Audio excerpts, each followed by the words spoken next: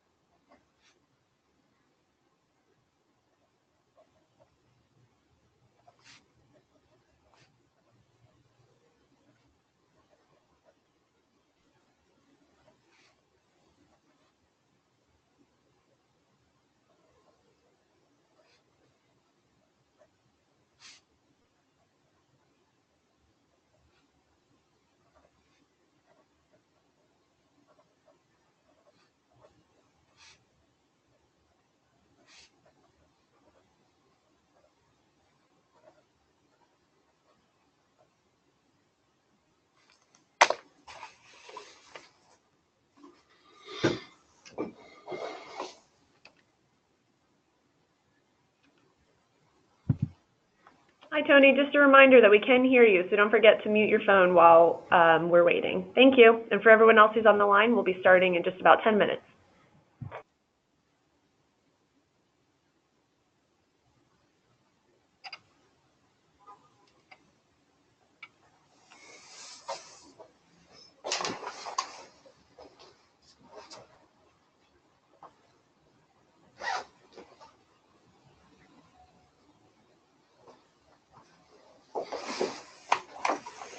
Can you still hear me?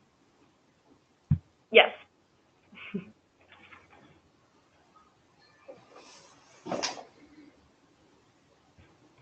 Tony, are you able to mute on your end? I can mute you on my end, too.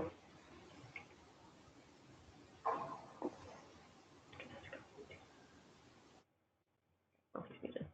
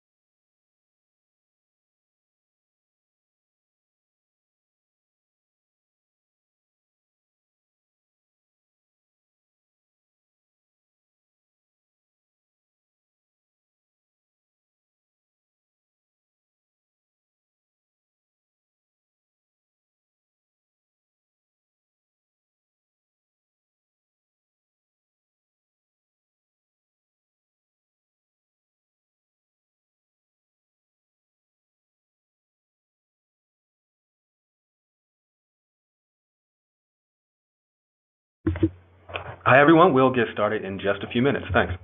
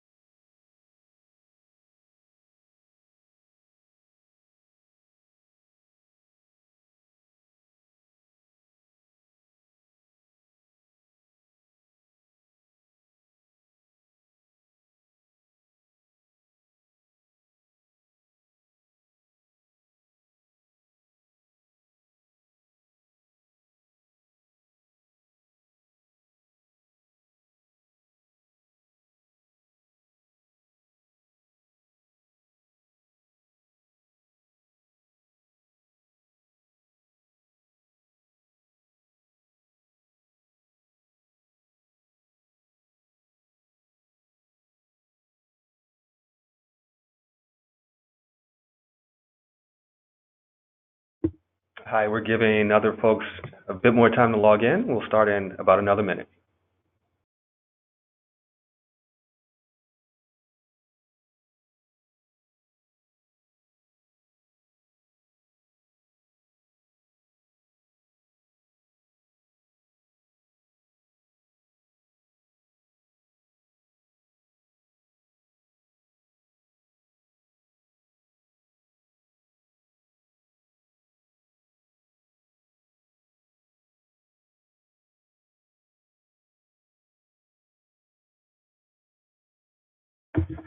Good afternoon or good morning, depending on where you are in the country. My name is Lionel Foster. I'm Communications Director for the U.S. Partnership on Mobility from Poverty, and this is exciting. We have 264 registrants from around the country. So from my list, I can see some of the states represented here: California, Colorado, Illinois, Minnesota, Utah, and a few other cities, including Chicago, Cleveland, Dallas, Durham, Richmond, Roanoke, Sacramento. We are Legion, so thank you so much for joining us today. A few housekeeping notes. This webinar is being recorded, and we will make the recording available on mobilitypartnership.org on the same page where you saw the event listing. All participants are muted, And we really, really want your questions. So you can send them to us throughout. No need to wait till the end. Type your questions or comments into the question box on the right, and please be sure to include your name and organization. And for those of you who tweet, we can use the hashtag mobility from poverty. So this is part of a series of webinars from the U.S. Partnership on Mobility from Poverty. The partnership was founded 2 years ago to answer one big, bold question. What would it take to dramatically increase mobility from poverty? And the people who stepped up to answer that question are extraordinary. David Elwood, director of the Malcolm Weiner Center for Social Policy at Harvard University, is our chair. Nisha Patel, former director of the Office of Family Assistance within the U.S. Department of Health and Human Services, is our executive director. The 24 partners are thinkers and doers. Among them are 5 MacArthur Genius Grant winners. They represent business, academia, the nonprofit sector, and the faith community. So we are diverse, and it's also important to note that we are not a consensus group. The partnership is an incredibly fertile incubator of ideas, but the idea papers we've been publishing since January and will continue to roll out through April are each the work of their authors. There are, however, definitely common principles and strategies that bind it all together. In the partnership's earliest deliberations, it became clear that, as one of our members, John Powell, said, poverty is not just a lack of money. So mobility from poverty requires more than moving $1 above the federal poverty level. Economic success is absolutely fundamental, but power and autonomy are also important, knowing that you can shape the trajectory of your life. It's not just about our lives as individuals. People talk about being valued in community as belonging, dignity, respect, or social inclusion. So these principles were informed by conversations we've had with people around the country, and they've really resonated with a diverse set of audiences. These 3 principles inform 5 interconnected strategies. The partnership's answer to that big, bold question, what would it take to dramatically increase mobility from poverty, is action in 5 areas: creating access to good jobs, ensuring zip code is not destiny, providing support that empowers people, changing the narrative around poverty and economic mobility, and transforming data use. You can read more about this framework in Restoring the American Dream on mobilitypartnership.org. Opportunity neighborhoods is part of our strategy to ensure zip code is not destiny. So before we discuss that, I will introduce our speakers. Anthony Iton is Senior Vice President for Healthy Communities at the California Endowment and a member of the U.S. Partnership on Mobility from Poverty. Tony, is, as we call him, has dedicated his life to eliminating health disparities. He was a physician in internal medicine in Stamford, Connecticut, Director of Health and Human Services in Stanford, and he later held the equivalent post in Alameda County, California. Margery Austin-Turner is Senior Vice President for Program Planning and Management at the Urban Institute and a nationally recognized expert on urban policy and neighborhood issues. And Solomon Green is a Senior Fellow in the Research to Action Lab and the Metropolitan Housing and Communities Policy Center at the Urban Institute. Before joining Urban, Solomon was a Senior Advisor at the U.S. Department of Housing and Urban Development. So today you are in remarkably capable hands. We'll have 3 short segments and leave plenty of time for Q&A.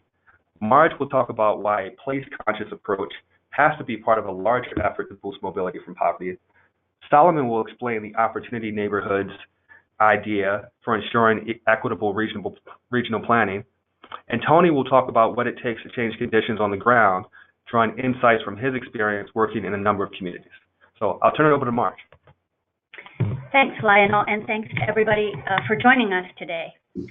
So where people live profoundly affects their well-being and their long-term life chances. And we think every family deserves to live in a neighborhood that supports its well-being and boosts its children's chances to thrive and succeed. But today, the neighborhoods where many low-income families live, especially families of color, suffer from disinvestment and distress that demonstrably harm their residents. And at the same time, many low-income families, particularly families of color, are excluded from neighborhoods that offer opportunity-enhancing environments for their residents. Today, almost 14 million people live in extremely poor neighborhoods, and that's more than twice as many as in 2000. And a growing body of research provides very strong evidence that growing up in a poor and distressed neighborhood amplifies the effects of growing up poor.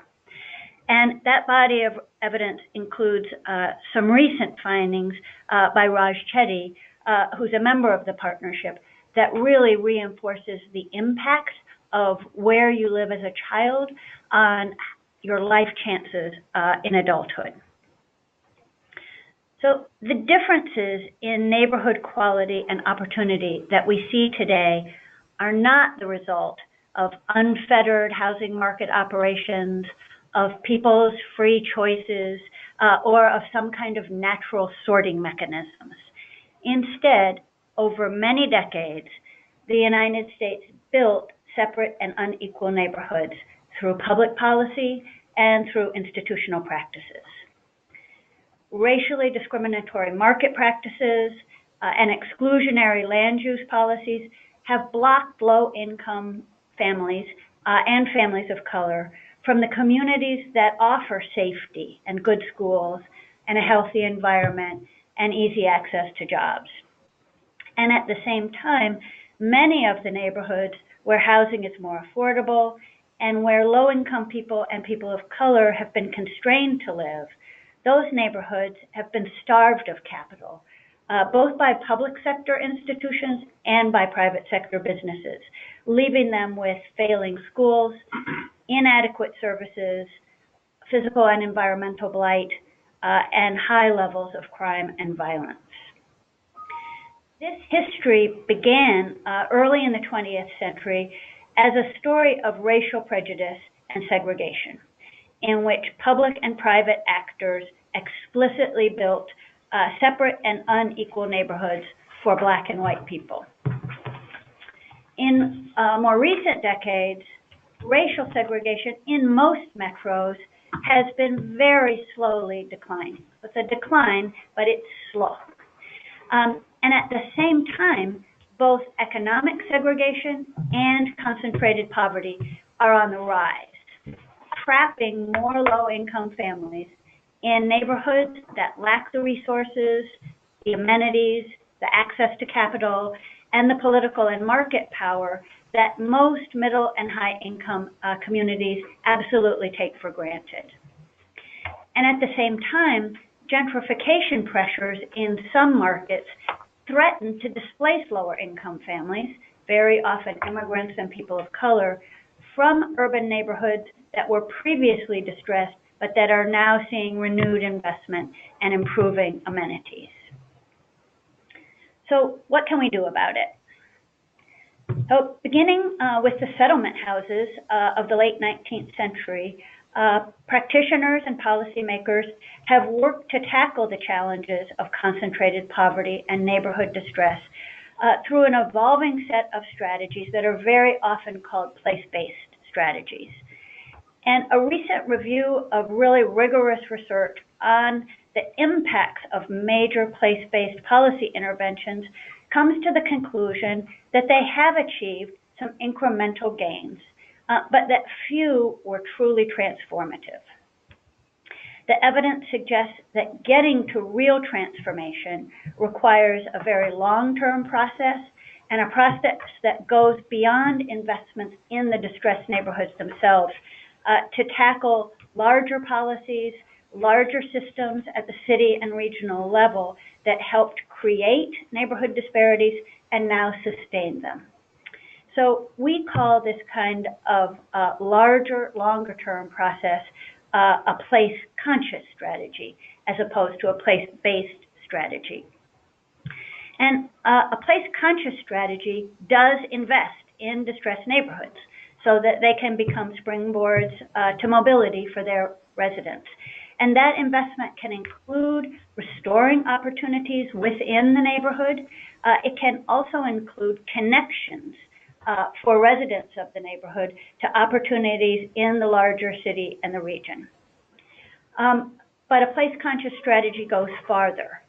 When neighborhoods start to revitalize, whether through planned reinvestment or because of market forces, a place-conscious strategy works to preserve affordable housing and minimize displacement for the original residents.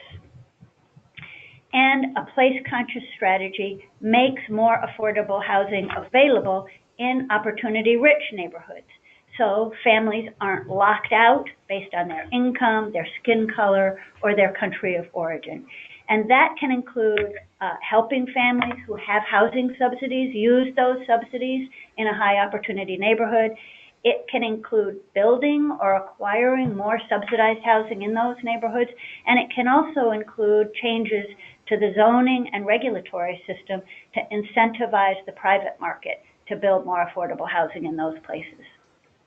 So, organizations across the country are doing great work on all three of these imperatives, and that work really warrants continued support, continued knowledge building, more capacity building, and expansion, scaling.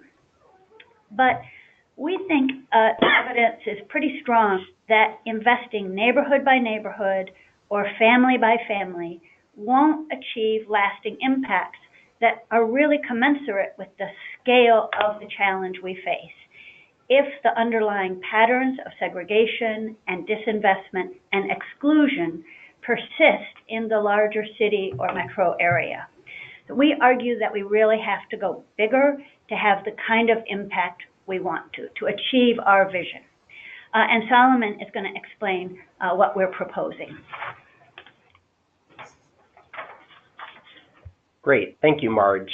So in our paper, we lay out a proposal to go big in 3 to 5 metropolitan areas to test whether a coordinated regional strategy, which is planned and executed over a decade and supported by residents' voices and power, can reverse the 20th century legacy of segregation, disinvestment, and exclusion that Marge outlined.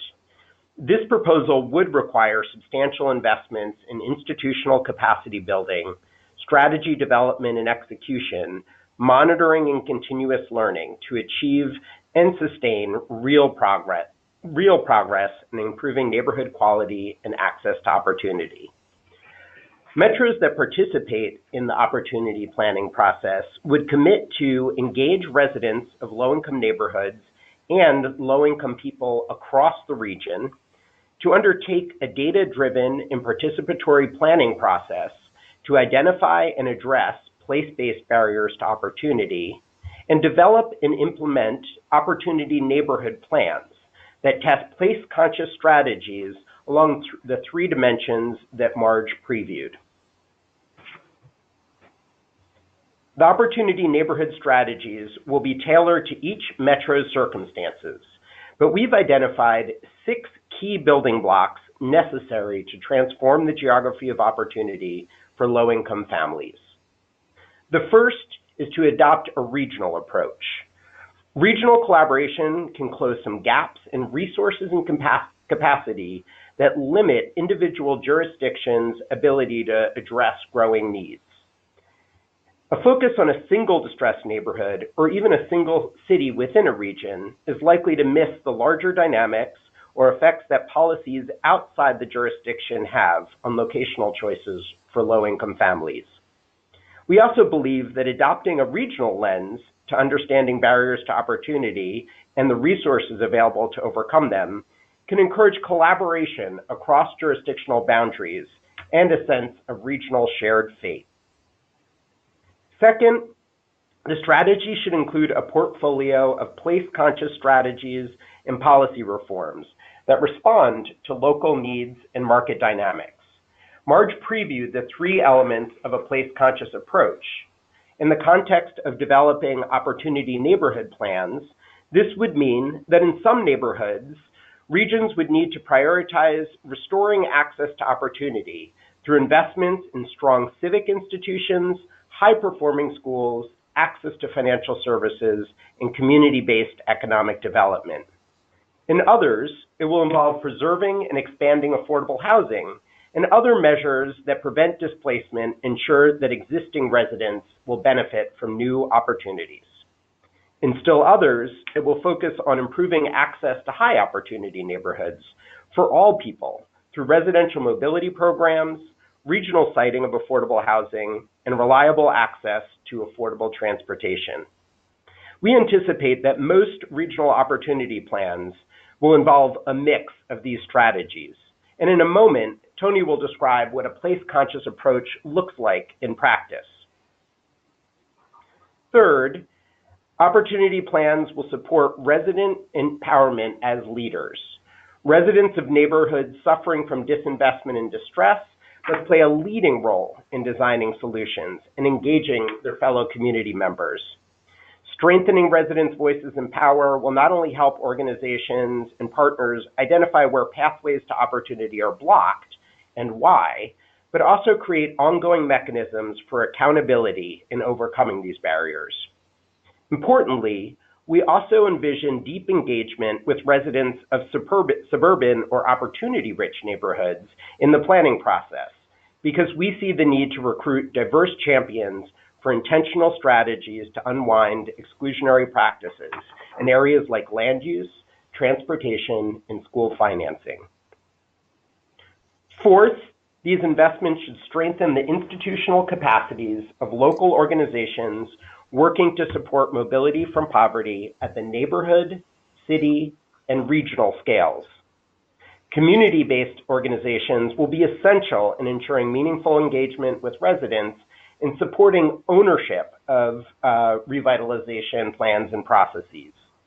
Citywide organizations can help coordinate efforts across sectors to ensure that no neighborhood is left behind. And regional organizations, such as metropolitan planning organizations, councils of government, or regional chambers of commerce, will need to focus on access to opportunity and recruit member jurisdictions to break down the exclusionary barriers that block mobility from poverty.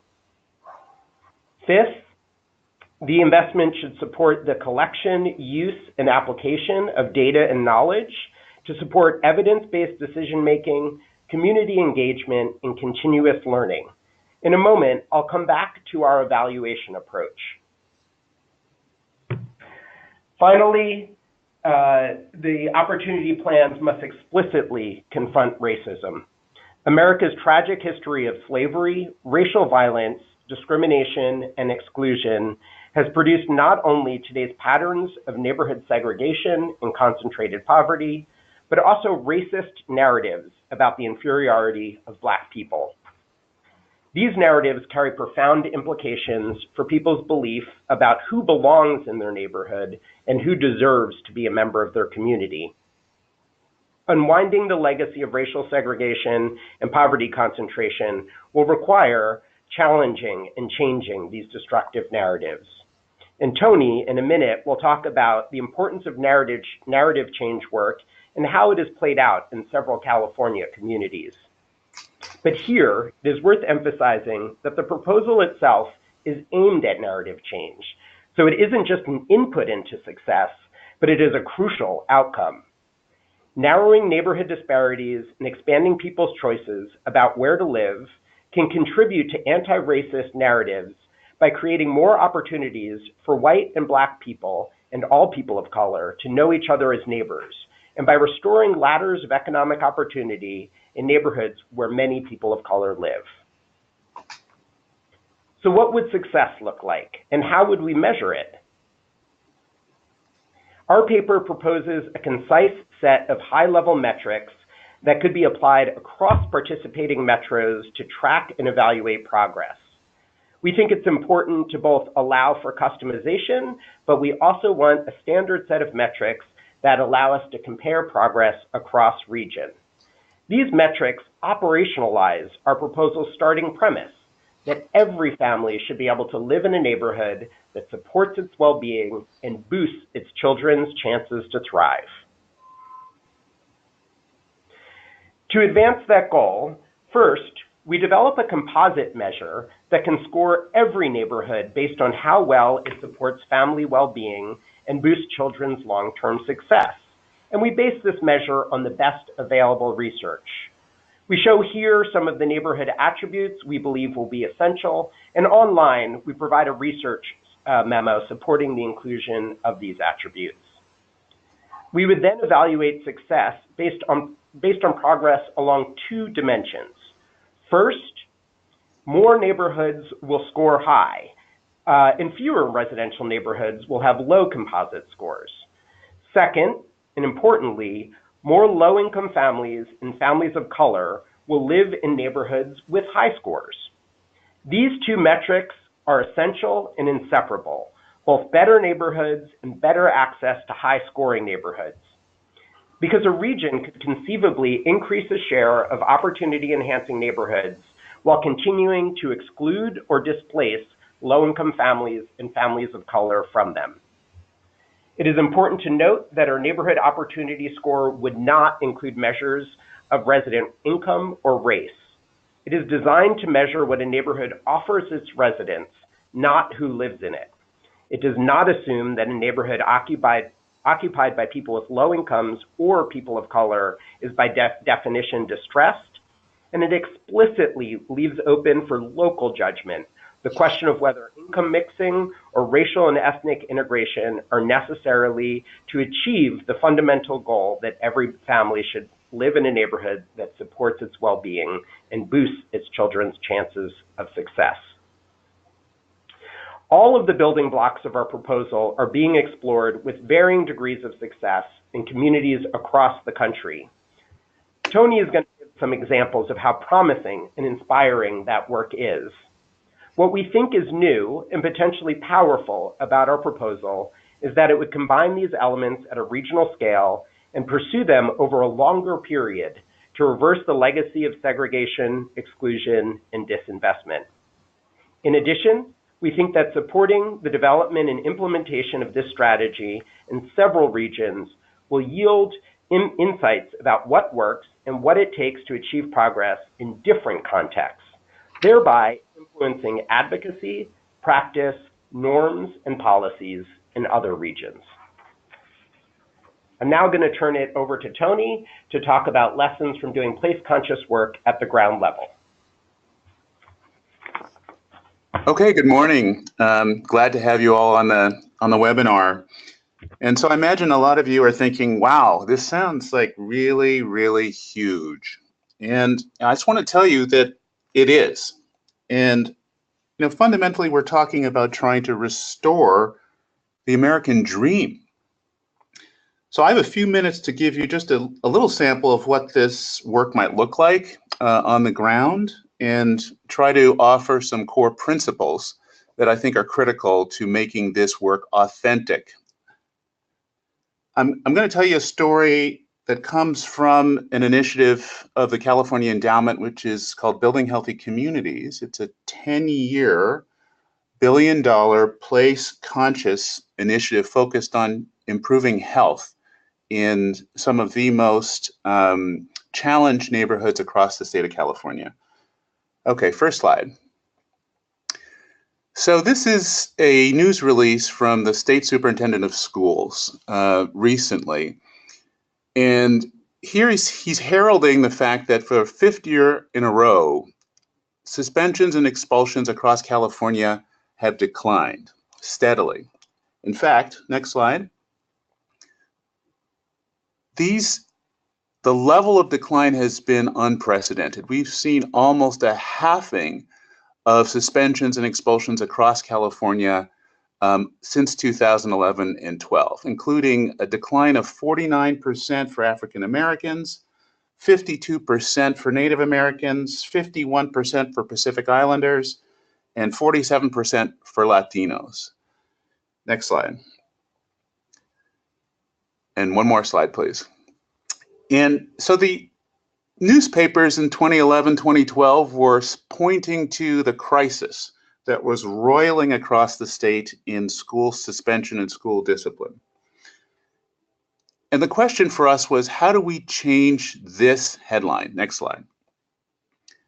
Here's some more recent headlines from the New York Times, from the Fresno Bee, Sacramento Bee, the Bakersfield Californian, talking about how the narrative in California has changed around school suspensions. Next slide. Now, most people assume that this is a story of sophisticated advocates working across the state to put pressure on the governor and the legislature to change the education code and reform school discipline policies. And the truth of the matter is that that's true, but it's only part of the story. The real story is a story of place. Next slide. So this is about, go back one, please.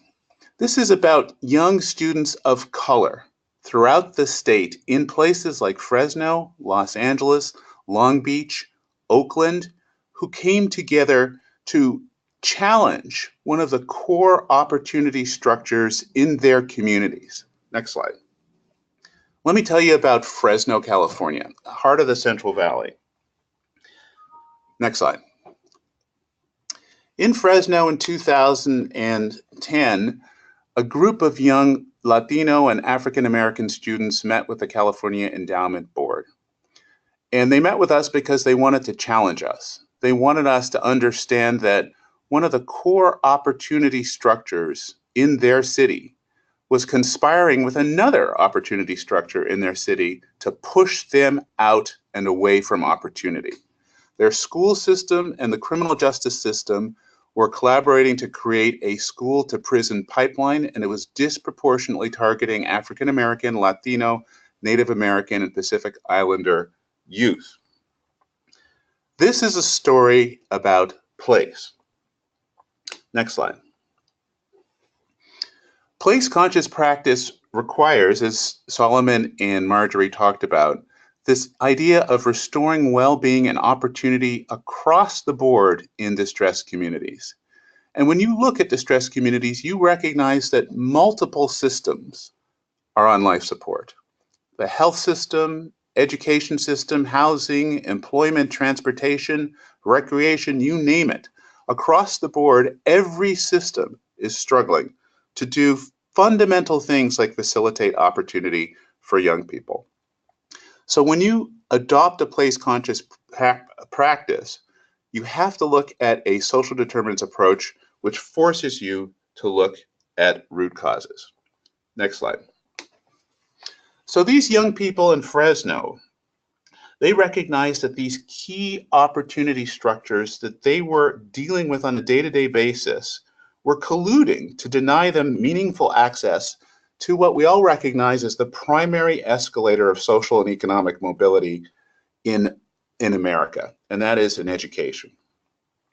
So these youth organized. They organized to create a powerful organization with youth and parents and other community institutions that challenged the school system in Fresno to adopt a new and proven disciplinary strategies. They didn't just do that, they recognized that they needed to change the narrative in Fresno about young people so they weren't seen just as liabilities or threats, but were seen as assets and critical investments for Fresno's future. They shifted the narrative from punishment to prevention. And they sought to reform this key opportunity structure, the school system, and its overly punitive policies, and to decouple the school to prison pipeline. So that illustrates the root causes of the lack of opportunity in places like Fresno and communities in Oakland and Los Angeles and throughout the state of California. The issue of power and autonomy. We recognize immediately that there are power imbalances between groups in these communities, and you cannot have equity unless you address power. We also recognize, as Solomon pointed to, that there is a long-standing exclusionary narrative in this country that systematically devalues and dehumanizes certain groups. And so this work has to work on changing that narrative and creating a narrative of inclusion and belonging. And that's what these young people in Fresno recognized intuitively and worked to create. They became their own spokespeople and they humanized themselves to decision makers in Fresno. Next slide. So fundamentally, the core principles of this work are that you have to enlist the participation of the populations that are most impacted by the inequity. This work cannot be done to people or to places. It has to be done with people and through people.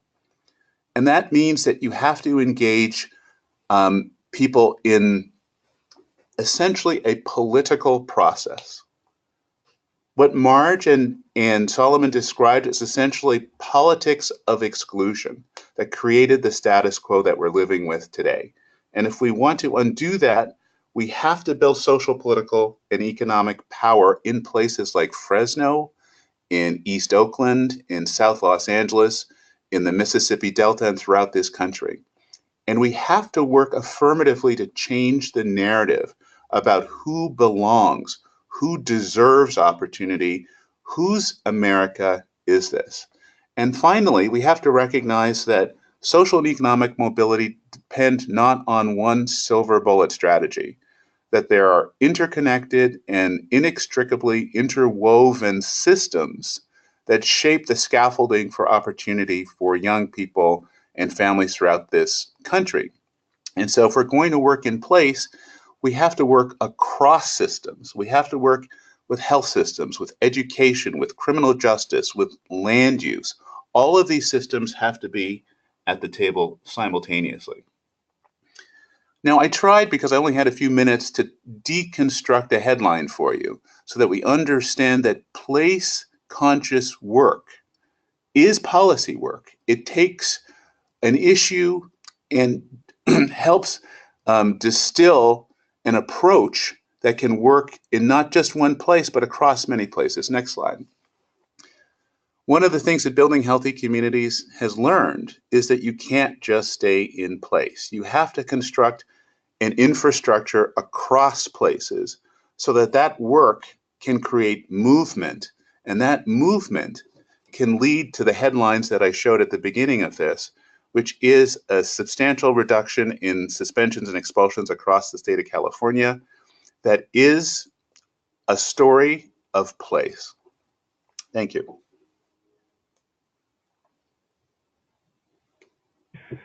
Excellent. Thank you, Tony, Marge, Solomon. We already have some great questions, so I'll just cue some up, including a few questions about measurement. The first is, can you talk about how you accurately measure change in place? Of course, people move in and out of places all the time. Doesn't that make it difficult to accurately assess the impact you're having? And I think Marge wants to take that one. Well, I'll start. Solomon and Tony might want to jump in afterwards. I don't want to understate this challenge because it's an important one. And indeed, I really appreciate this point that people move in and out of places, flow in and out of places. Too often, our research treats neighborhoods as if they are static. However, one of the things we've done with the neighborhood opportunity measure that Solomon described is we really focus on what the neighborhood delivers to its residents as opposed to who's living in it. So we still need to get the most current available data, and we know that things like school performance or police performance can change over time, and we want to capture the most current. But since we are not using the racial composition or the poverty rate of a neighborhood as the way to measure that neighborhood's opportunity, we can sort of live with the fact that people are flowing into and out of it, and that is not our measure of success. The last point I'd make is I think we feel that the evidence is extremely strong that growing up in a higher opportunity neighborhood yields better outcomes for individuals, especially kids, as they grow up. So we've focused more on what does it take to make sure more kids are growing up in opportunity-rich neighborhoods, We're not actually, in our proposal, measuring outcomes for individuals. We feel like that logic, that part of the logic model, is already pretty well established. Great. Another question related to measurement. This one's from Karen Borja from Planned Parenthood of the Pacific Southwest. In your neighborhood opportunity score, I would suggest you should include the number of nonprofits building communities in an area. And you should not assume that change in these areas hasn't come before you because you're just arriving there. So if I could, I hope Karen will allow me to build on that and reframe a bit. I think implicit in that suggestion is a question about what is the role of community-based organizations in evaluating community change under this model. I think about some Patrick Sharkey's work showing how community-based organizations have been an important part of the drop in crime. So yeah, who wants to take that? Is Solomon? Well, Lionel, you almost stole my response by referring to Patrick Sharkey's work in this area, but lots of research has shown that the strength of local institutions is absolutely essential to creating opportunity and sustaining it over time. Most of our measurements, we looked a lot at what we could measure across different communities, and counting local civic institutions may not be enough to tell you about their strengths. But I think that looking for both more standard and valuable metrics that we could use across places, but also looking at local data to capture that will be absolutely essential. Tony, do you have anything to add on that? Yeah, I would just add that, I think just following on Solomon's point that just counting not-for-profits is not really an efficient way of doing it, and I don't think that's what the questioner is asking. But I do think that there are some critical aspects of service infrastructure that communities need, and one of the critical aspects that we've seen in California is the lack of youth development infrastructure.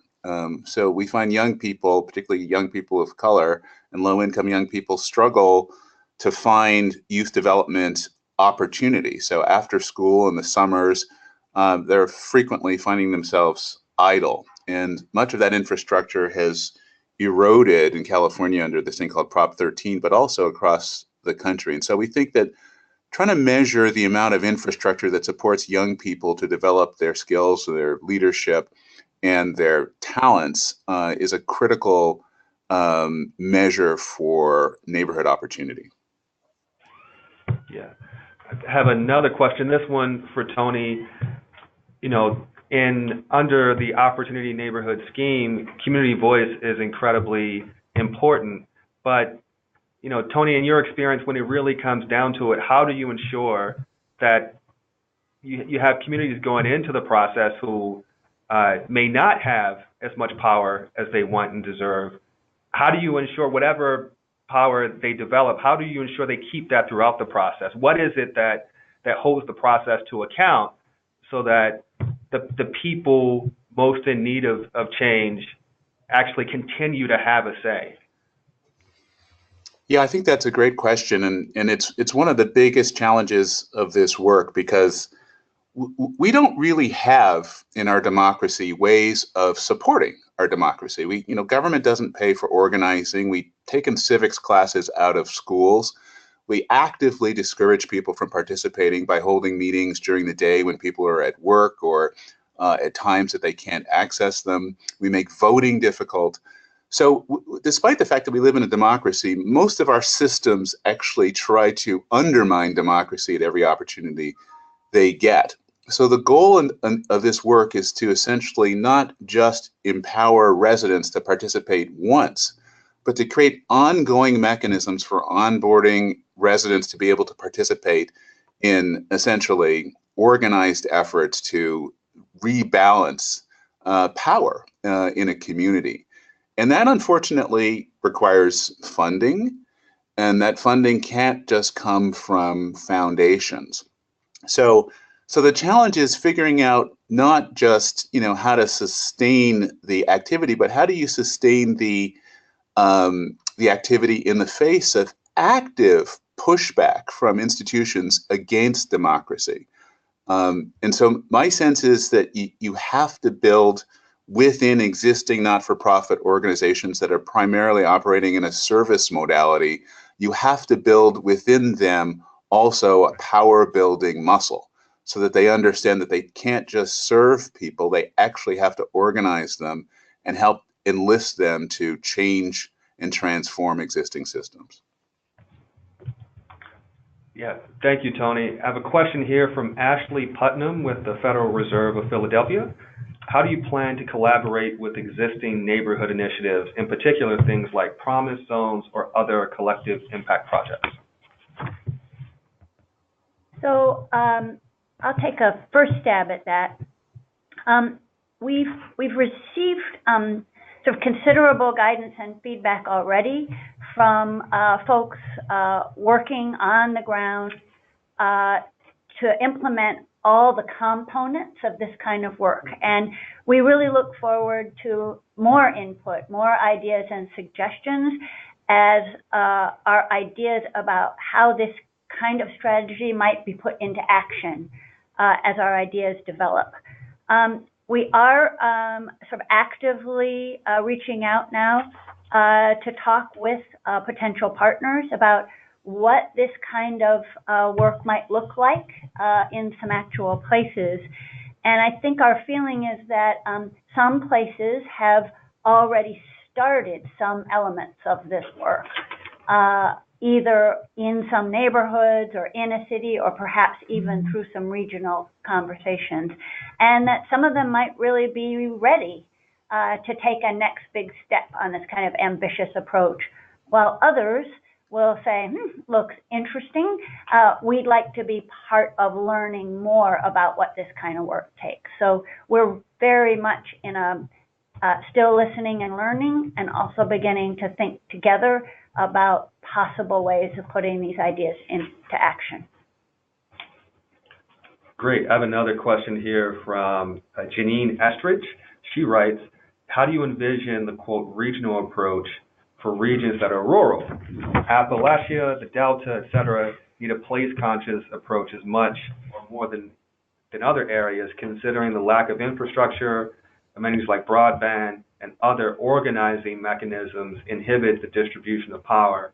Kids in rural areas rarely have the benefit of neighborhood, but they deserve a way to participate in crafting these solutions.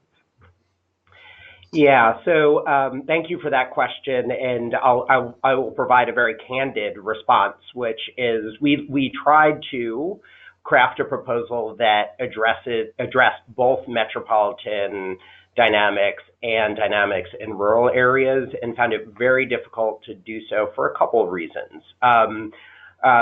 One is there actually hasn't been, and we identify in the paper, the need to do much more research supporting strong local institutions in rural areas to create more place-based opportunities. And so we are explicit in the paper, and I'm being explicit, and I'll invite Marge and Tony to join in, that this proposal was crafted as a metropolitan strategy. And we absolutely, the challenges that the questioner mentioned are absolutely essential. We also do provide on the partnership website a survey of the best available evidence on revitalizing rural areas using some of the principles we lay out in this paper, but we didn't actually design the proposal, this proposal, to be implemented in rural areas. And one of the things we'd like to explore and work going forward is how applicable it would be and what we would need to change. Great. Yeah. If I could just add that, I think Solomon's absolutely right with respect to this paper. I would say that with respect to some of the core principles embodied in the paper, they are equally applicable in rural areas. And in our work out here in California, we're working in 14 communities across the state. Half of them are rural and half are urban. And there's some real advantages to doing this work in rural communities. One being that rural communities are much better at collaborating across silos. And many people in rural communities wear multiple hats. So they have a greater ease sort of working together across disciplines. And another issue is that many people in rural communities, I think, are quite aware of inequities. Unlike in some of the urban communities where it's sort of under the radar, in some of our rural communities, people are, this is sort of front and center, and it feels much more universal than it does in some of our urban areas. So there's a level of sort of prominence of the issues of social and economic mobility in our rural communities that you don't necessarily see in the urban community. So I do think that there are some advantages in rural communities, but there are clearly some structural disadvantage in terms of not-for-profit infrastructure, in terms of people being just physically isolated from each other, and of course, the fact that it's just harder to bring people together across large rural swaths of land. Yeah, we have another question from Erica Anthony with Cleveland Neighborhood Progress. And this is for Tony. Tony, I think this is essentially an elaboration on one of your earlier responses. Erica writes, "We know shifting power from government and elected officials is challenging. Can you please provide specific examples of how Building Healthy Communities was able to do this?" Well, I appreciate the question, and I know some really good work that's happening in Cleveland in Cuyahoga County. So, we can talk offline about that as well. But in our experience, this work is pretty much the only way that you can shift power. You have to organize people, and you have to build power at a critical mass level. And when I say critical mass, our communities are about 90,000 people each, and we're talking about less than 1% of that 90,000 population being organized in a collective effort to tackle a challenge within a system, and particularly those systems that are closest to opportunity levers for young people of color. So we're talking about hundreds of people. We're not talking about thousands or tens of thousands. And we found that level of organization is a game changer in communities. So it's not as massive an undertaking as some people think. If critical mass is somewhere around 1% of the population, that's doable for a lot of organizations to be able to achieve and sustain. But again, I'm happy to talk to you offline about some of the strategies there. Yep. Thanks, Tony. We have a question from Deborah Fuller about inclusionary zoning. Deborah writes, and I'll paraphrase, "Montgomery County, Maryland was the first and still one of the only localities in the U.S. to mandate that all new construction since 1974 set aside 12 to 15% of units affordable to those at or less than 70% of area median income. Why is it, do you think, that this model is not more prevalent across the U.S.? I understand that there would be significant pushback, but eventually the developers just accept it as a cost of doing business in Montgomery County." That is a terrific question, and one that I think we all need to be thinking a lot harder about. My personal take is that we also have a long history of local control over land use and development in this country that unfortunately has been entwined with exclusionary practices, and particularly excluding multifamily housing, affordable housing, and today and earlier, as Marge described, explicitly excluding low-income families and people of color. Those practices have evolved over time, but I think that local communities still rely very heavily on local property taxes to support crucial infrastructure, schools, roads, bridges, and so sometimes those fiscal incentives reinforce or go hand in hand with more explicit exclusionary tendencies. So there are multiple ways of addressing those barriers. In some places, states are taking a much more proactive role, like in California, in ensuring that all communities are meeting their fair share of the region's affordable housing needs. In some places, it is very bottoms up. And I think Montgomery County, is one of our lessons of where it can happen in a bottoms up manner.